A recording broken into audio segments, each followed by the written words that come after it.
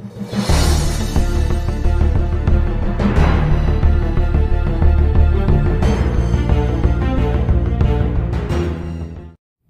afternoon, happy Savage NCBD Keepers of the Cash. Gary B, the Casual Comic Guy here, and guys, we're just going to get into it today. This ended up being such a huge week, and I did not see it coming. Out of the way, blinded me, and it's so funny because the stuff I collect is so niche, and forever there wasn't any of it around, so everything was kind of quite affordable. And then all of a sudden, savagery has been in full effect again. We're going to get right into it. First up, a back issue pickup that I am super happy to get, and it completes my 3-issue run of Atlas Comics Tales of Evil. This is issue 3, The Man Monster. This is the one I was missing. My LCS happened to have it in today in near mint condition, so grab that up, and can't wait to read it. It's just fun little horror stories. And if you hear a lot of background noise, it's nice out, like temperature wise, but we are having a crazy windstorm right now. It's nuts.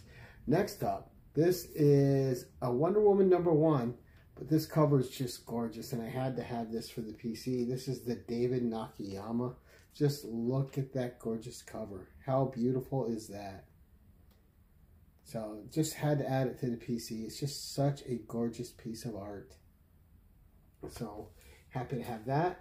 Then, of course, also from DC, we have Power Girl #6. Can't wait to read this. I'm really enjoying this series. Last issue was an in-betweener, a fill-in issue. So that one was just okay. Really look forward to getting back into the main story with issue #6 right here. And it's probably going to be one of my first reads as well. Also picked up the Carla Cohen foil variant. So this was just really pretty, so I picked it up. And, of course, the foils are always hard to show. Then, of course, and this right here, this book right here is all Eddie from the Batcave's fault. This, Eddie, I blame you. This is your fault, 100%. You caused this. You made this happen, and I'm going to show everyone out there why. So, you guys know me. I don't read Batman. I don't buy Batman. He's not my hero. But Batman, issue 143, The Joker, Year 1, Part 2. Not going to read it. Don't care about reading it. But why did I pick it up if I'm not a Bat fan? And this is where Eddie got me, all right? This is where Eddie got me. So we're going to open this sucker up. And Batman's having some kind of weird fever dream or something. I don't know what it is. But all of a sudden, on this page, you see this whip go around Batman. You're thinking, no big deal. Catwoman, right? That's his woman. And then you turn the page, and you got this Felicia Hardy looking woman all over Batman. Now, I don't know what's going on here. I'm probably going to read that part just to see. But I wonder if this was done on purpose, just to kind of pay an homage to Marvel's Black Cat, Felicia Hardy. I don't know. I don't know what the purpose. Obviously, this is a Black Cat ripoff in a Batman comic.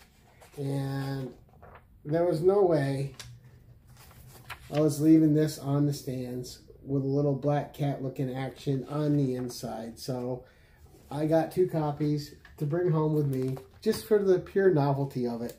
I wouldn't have known about this if I wasn't watching Eddie from the Batcave's new comic book day pickups. And as soon as he showed that, I was like, oh, Eddie, you bastard. I got to go buy that. And I did. So, Eddie, your fault, dude. 100% your fault, Eddie. See what you show me this week. Next up, Women of Marvel, issue 1. They had this one, and there was also a storm cover. I usually love storm covers, but I did not like the storm cover on this one, so I left that one behind. It was just off. So picked up this. Then, of course, this was supposed to come in last week when I got my Spider-Woman 4. The regular A cover came in, but I had to get this Julia Carpenter one. This is not a knock cover, and look at that. The old black and white suit when Julia Carpenter was Spider-Woman, and just love this cover. Absolutely gorgeous, and I loved Julia Carpenter's Spider-Woman. She's my #2. Jessica Drew, obviously my #1. I'd have to say Maddie Franklin, my #3. Next up, What If Venom? And I had to get the homage cover to Sensational She-Hulk 1 and also #50, right? So there we go. Fun little homage cover. And then to wrap up this series, issue #4 of White Widow. So I can read this now. and see what that's all about. I read the first issue and I decided to get the other 3. Next up, I read this one-shot. I was expecting a little bit more from it. Beautiful Dan Panosian cover, Fire and Ice Tigra one-shot. The story was just okay. It's just about her trying to avoid getting married to someone for political reasons in her realm. And I was excited for this to come out. I was a little disappointed with the story we got because it just felt like a story they made up to be able to put something out. It didn't feel like a story that had to be told about Tigra. So, C on the story, A on the art. Next up, and I got to read this too, Red Sonja number 8. Of course, always got to get the Perillo cover. There's Sonja with the head of an enemy, and just a gorgeous cover, moody, atmospheric, stormy. Gotta love it. Perillo is a genius. And then, of course, we got the Bjorn Barons. I may pick up a couple more covers of this. I did not grab the Lisner this week. I may remedy that. I may go back and pick it up.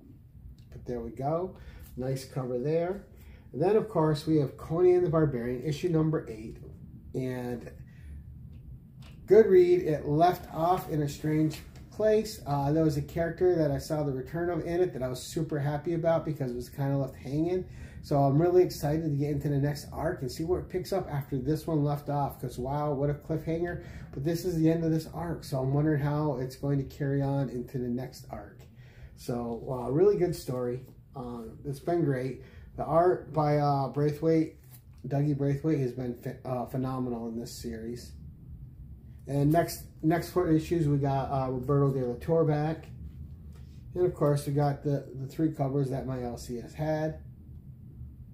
So, good stuff on Conan front.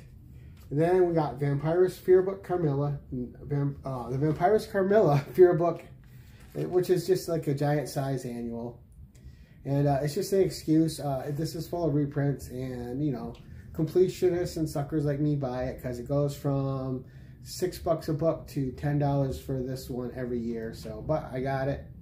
And I'm going to enjoy it because I'm like that. Next up, the big thing that was happening this week. It's back. Savage Sword of Conan. Magazine format. Black and white interior art. And the interior art on every page of this on the inside is gorgeous. Now the first story, it's by John Arcudi. He's a hit or miss writer for me. I found the first story. It was serviceable. There was some moments in it which were just kind of cliche. The Sullivan Kane story in it was had a cliffhanger, so it's going to keep going in the next issue. Really like this Sullivan Kane story. That was good. That was written by Patrick Zurcher, and incredible art by Patrick Zurcher in that Sullivan Kane issue. This is the Max von Fafnir cover, and a great, one of my favorite things in this, a fantastic forward, a passing of the baton, a handing of the torch from one person to the other, from Roy Thomas to the team over at Titan Comics. And then we had a 2-page short story, prose format, from Jim Zub, which was a fun little read. And I still have a Robert E. Howard article in the back to finish off, but I wanted to get this video shot. Then, of course, we got the Gerardo Zaffino cover.